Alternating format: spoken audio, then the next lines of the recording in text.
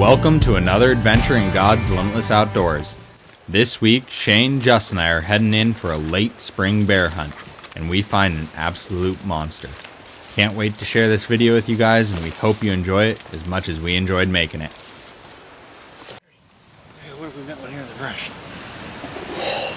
Terrifying. 30-pound cub running at you. You just hit it with the butt of the gun.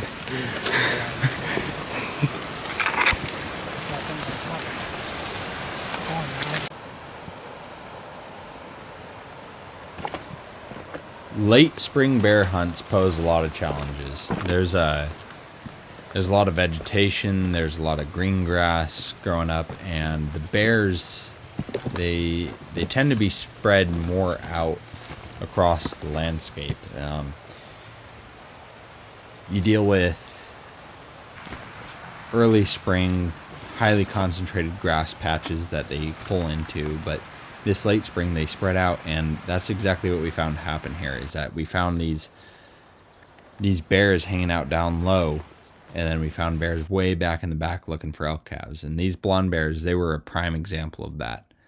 They were all the way down at the bottom of the basin, and the more mature bears ended up being at the back waiting for the elk calves. That blonde bear. Yeah, and then there's another one right behind a tree somewhere.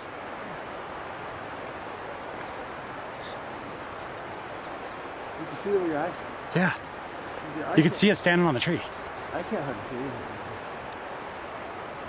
Especially in the morning. Probably. Oh, look at them go. They're scared. You got them. But man, that cub is really blind. Yep, we got them. There we go. Where's the big brown boar? That is a really special day. The cub is really special. Huh, something jumped him. Yeah.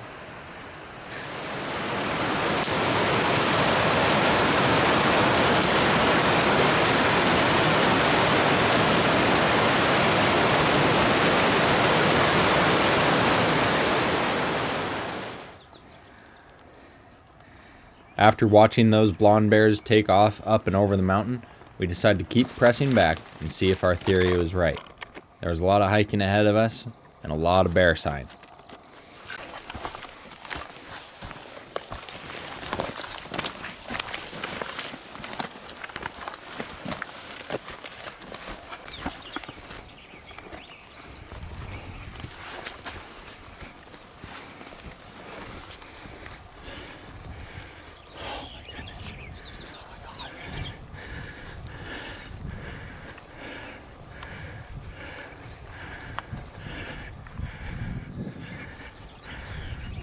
Oh, just 5, 6. Oh, bunch more down there.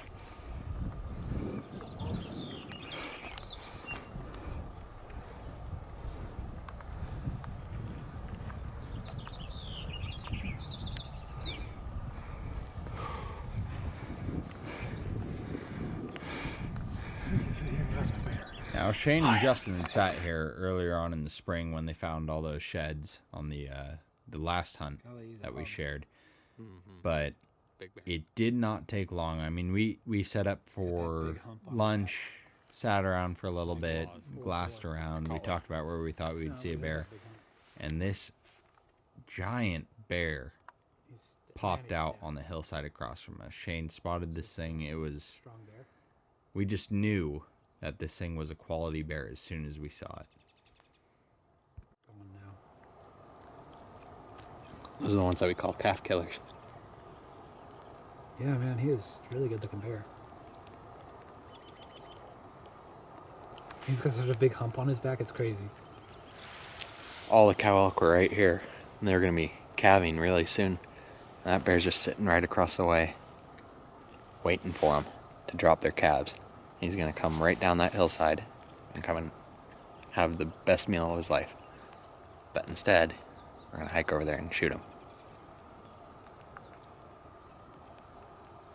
And the calves will be happy. Yeah, that's a good looking bear. That's really good. He has a big stomach look. They're kind of a long neck. And the neck is bigger around than the head. And the ears are real small on them. Yeah. And far apart. He's right in the open. All right, that bear is 1,200 yards right now. Is the best, from here. best range. Oh yeah, just shooting right from here. So that bear's 1,200 yards right now. So we're gonna, Colton's gonna use the, here, why don't you do it? I gotta get it offline real quick. So, remote marker. What was the yardage? 1,200 yards. 1,200 yards. Next. And then what you do, you pick this thing up. Oh, that's cool. Shane, check this out. And you're gonna point it right where that bear was. Right there. There's no way. And then you have your mark. Crazy. Once we had the bear's location pinned down on Basemap, Shane and I decided to make a move. We'd already climbed about 2,000 feet in elevation that day, and we knew that this was going to take another 1,000 feet down and 1,500 feet back up, so we got going. We're getting there. Yeah, kind of. How long is to go yet?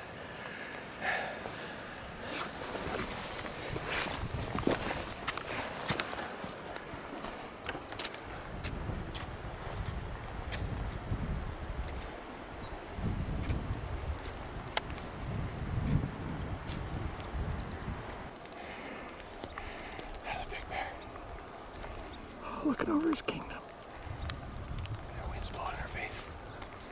Oh, yeah. That's a really good bear. Such a good bear. That's a big bear. Looking hot. Yeah. Oh, geez, just lay down. It looks like it. You have to lay down and stretch his head out. Good deal. Just stay there, bear. Oh, yeah, he is. Let's go right up there to that there. He is sleeping. We'll go right up there to that pine tree. Yeah. And then easy that brush. And shoot him from less than 200 yards. Yeah. This is gonna be cool. Just need to hang out in the brush now. Oh my gosh. Okay, I'm gonna put the camera away.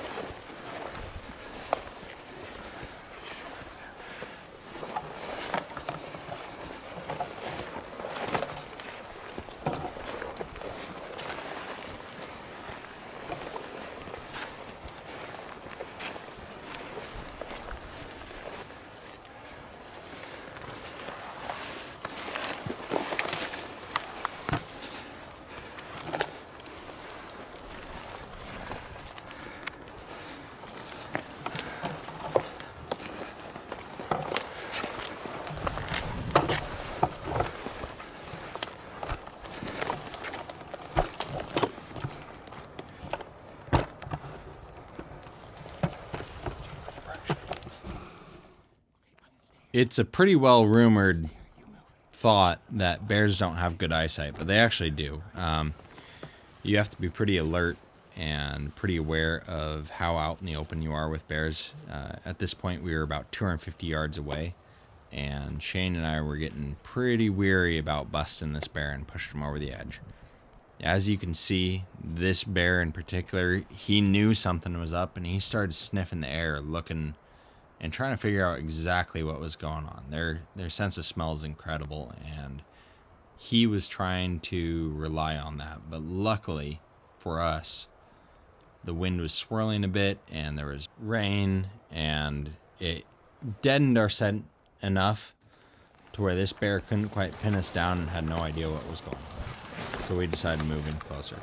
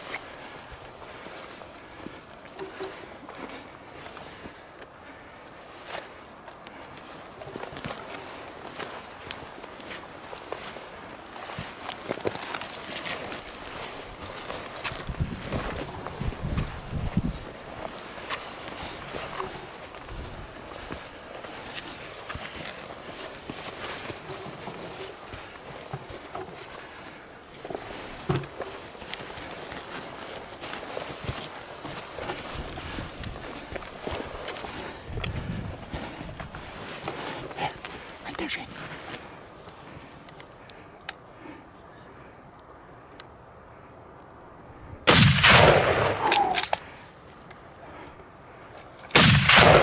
Right in front of him.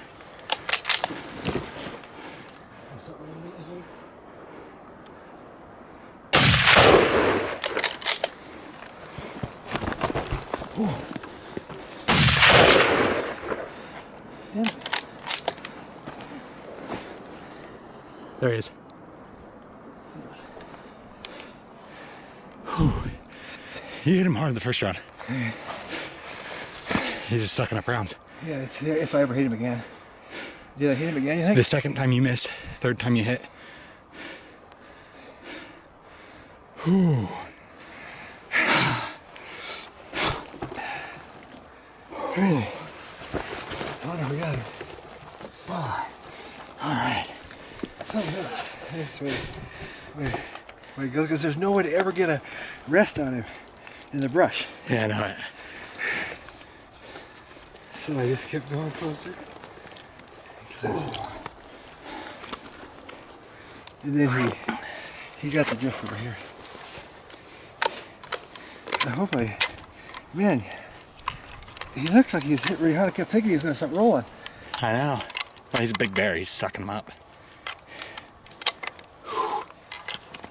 I've been reading the book of Haggai with my kids lately, and it's been a really fascinating thing, and I think about it a lot in terms of hunting. There's this challenge from the Lord in the book of Haggai. The people of Israel had come out of Babylon. They'd been released. They'd come back. They'd built the wall around Jerusalem, and then they built all their houses, but they hadn't rebuilt the temple of God, where the presence of God could be. And God challenges them. He says that they need to put God's kingdom first. And he starts walking through this whole reality that this whole time they've been trying to go after their own kingdom, and they've wanted and wanted and wanted, and they've never had enough. When they've gone to go get wine, there's only been less than half of what they were after. And when they needed wheat, there was less wheat than what they wanted. And he challenges them to build his temple.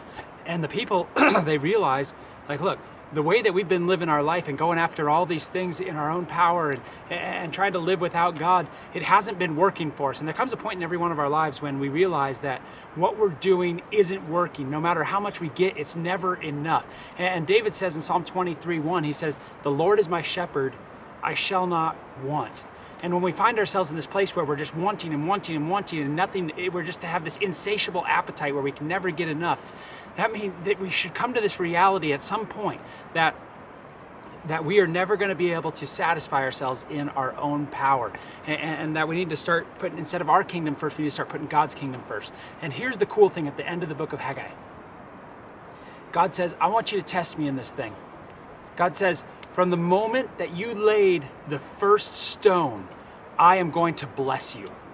From the moment you laid the first stone of rebuilding the temple, in other words, from the moment you put God's kingdom first, building his kingdom, being a part of his kingdom, making him your shepherd, from the moment that you laid that first stone, he says, I am going to bless you. And so here's my challenge. When we put one foot forward, when we start following the Lord, when we lay that first stone, that moment changes absolutely everything. And from that moment on, God will begin to bless you in ways that you can't even imagine. He'll give you peace that surpasses understanding. He is going to give you joy in his presence that is so full, it's overflowing. As David says, and my cup overflows. I want to challenge you to put God's kingdom first, to lay that first stone today. And what it is when we lay that first stone is it's a trajectory that gets started. Like from the moment that you start, God is going to start moving in your life. So I want to challenge you to start that trajectory today. Maybe you've been going this way. That's what repentance is all about. We have to repent. We have to turn from the direction that we are going, and then we have to follow the Lord. And Romans chapter 2 verse 4 says this, it is the goodness of God that leads us to make this churn. The goodness of God. God is good, and he wants to bless you, and he wants to do amazing things in your life. God has a significant purpose and a plan for your life, and as long as you're pursuing the plan that you've conjured up in your own mind, you are never going to fulfill the God-given purpose on your life, which is what will truly satisfy your soul.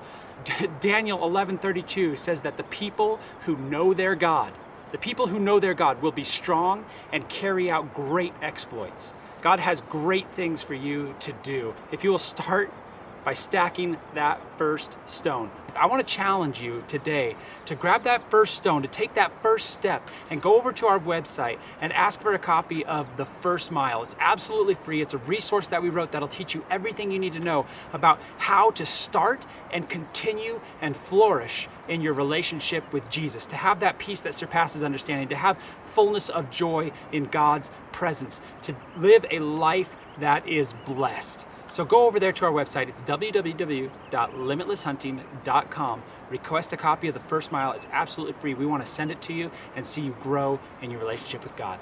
God bless you all, and I hope you enjoy the rest of this hunt. Is it meat? Yeah, it's just blood. Yeah, blood. He's dead now.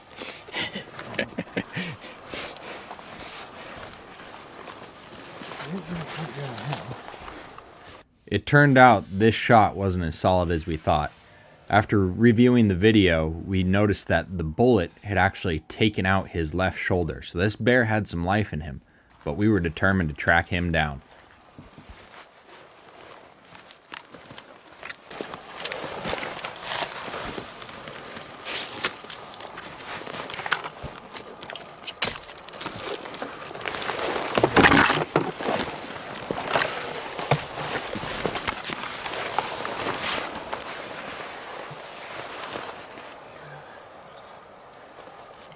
He died and rolled down there.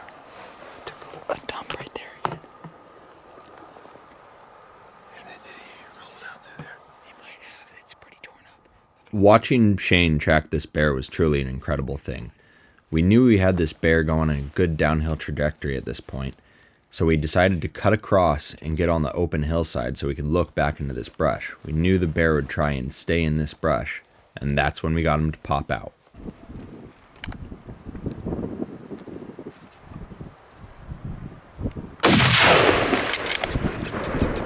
Rolled him.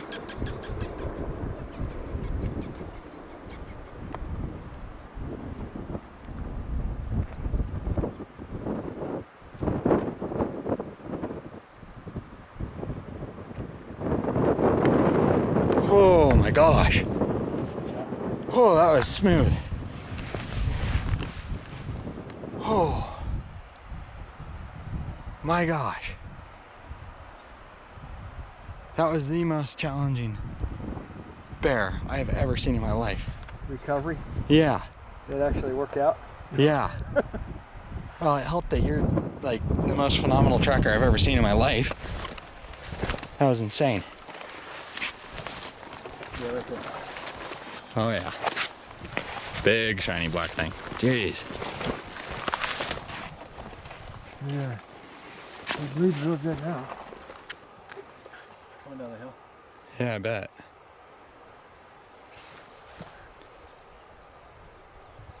A lot of love. Wow. That was a hit.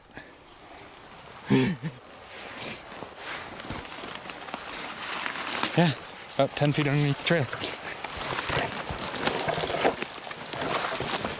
Oh, I finally got one. Oh my gosh. That's a pretty good size there. Yeah, it is. He's all balled up too right now. Yeah.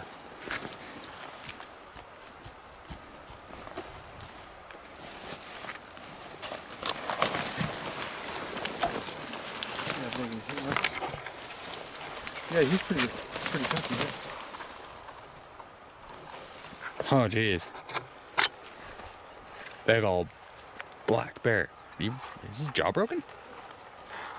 I think so. I probably hit him in the head when he was running across there. I bet that's why I dumped him so hard. I think I hit him in the head. Oh my gosh. Ruined his day. I didn't need to leave him. Because that's there. I kind of shot him in the head. He wasn't going that fast, I guess. Was he? I guess not. We'll see. It was just necessary to kill him at that point. Okay. Oh. He looks pretty hefty. Yeah, he does.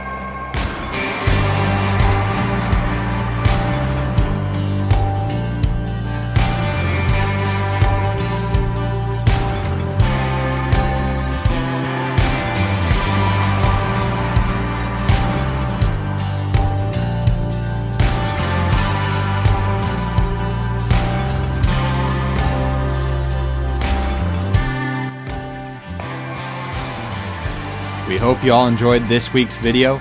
Next week, we continue on with this hunt on Magnum Boars Part 2, where Justin takes the best bear of his life. If you'd like to see more of what we're doing, follow along on Instagram at Limitless Outdoors Official or over on Facebook at Limitless Outdoors. If you'd really like to be part of the insider group that really gets to see what's happening, how we're planning out hunts, exclusive videos, gear lists, follow along on Patreon /Limitless Outdoors. Thank you all for watching, and God bless.